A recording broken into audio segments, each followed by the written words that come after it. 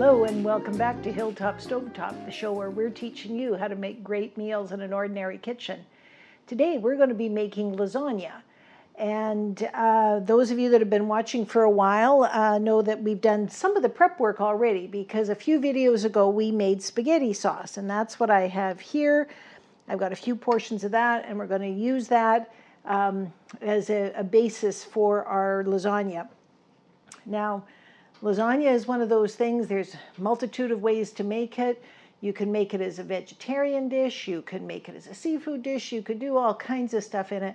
But basically it's these layers of noodles and cheese and meat and vegetables or whatever it is that you're putting in there. And I don't claim to be an Italian mama by any stretch of the imagination, so you're just going to have to make do with what I've got. And what I've got is things that were already in my kitchen. So I've got my spaghetti sauce, I've got some shredded cheese, because when this stuff comes on sale, what I do is I'll buy up a bunch, put it in the freezer, and then I've got it at a moment's notice. Normally you would use ricotta cheese. I didn't have ricotta cheese, so we're going to use a combination of cottage cheese and parmesan cheese. And I've got noodles that are the kind that you don't have to pre-boil. So that means that we're going to put a little bit of extra liquid into this to soften up the noodles. So I'm going to do that by taking some these diced tomatoes with extra Italian seasoning. I'm going to mix that in. You can see how liquidy that is. I'm going to mix that in with my pre-existing spaghetti sauce. And that becomes the tomato / meat layer, which is quite liquidy. We'll take our cottage cheese here. And I'm going to put in almost equal parts of the Parmesan cheese. And I'm also going to add in a little bit extra garlic into this. And I'm going to add in some parsley flakes. A little bit for the flavor, a lot for the appearance. Now these are just dried parsley flakes. If you had fresh, you could use fresh by all means. So there's another layer. Now we're going to take our pan, and you're saying to yourself, oh, I could just go down to the freezer section of my store and buy one and pop it in the oven. But if you read the labels on those, there's an awful lot of salt and that sort of stuff in it. This way you know what's going in your meal. And on a cost per serving side, I think we're probably in much better shape with this. So just making sure my pan is well oiled, because we don't want to miss out on any little bits stuck to the bottom. Plus it'll be easier at the end of the day to clean up. And then we start with our noodles, and all we're doing is layering it. Just pretend you're lasagna gardening, except different. Now these particular ones, this was the first time I'd come across these type. I got them from Costco, and what I like about them is, as you can see, they're smaller, right? So they fit nicely in the pan. I am going to overlap just a bit here. There. So we start off with one layer of those. Then I'm going to put in a layer of this cheese. And I'm going to do about half of it in a layer.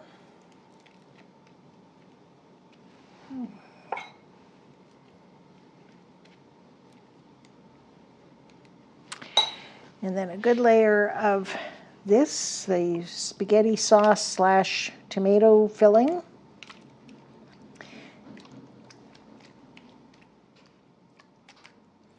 Now, if you wanted this to be a vegetarian, instead of something like this that has meat in it, You could do spinach and mushrooms for this layer, something that's going to add some substance to it. And we're going to take our cheese.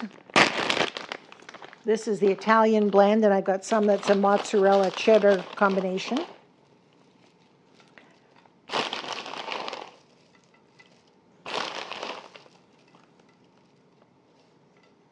Okay, there's number one. And then we'll do the same thing again. 1, 2, 3, 4.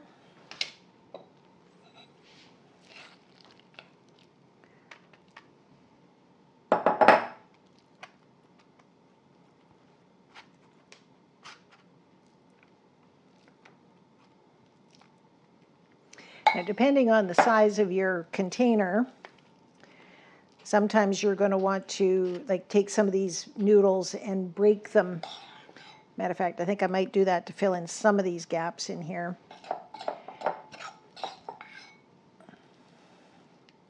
Now, if you have the kind of noodles, and read your labels carefully, because there's some kinds that you have to cook first. And if that's the case, then yes, go ahead and cook them. You need a really big pot for lasagna noodles. And putting a little bit of oil in the water will help them to not stick together. And then once you've got them done, you won't need as much liquid in your fillings because the noodles will already be cooked.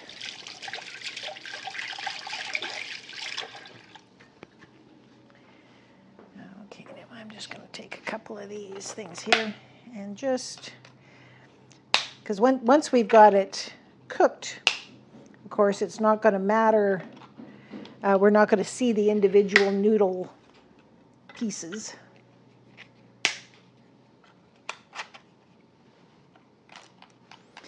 There we go.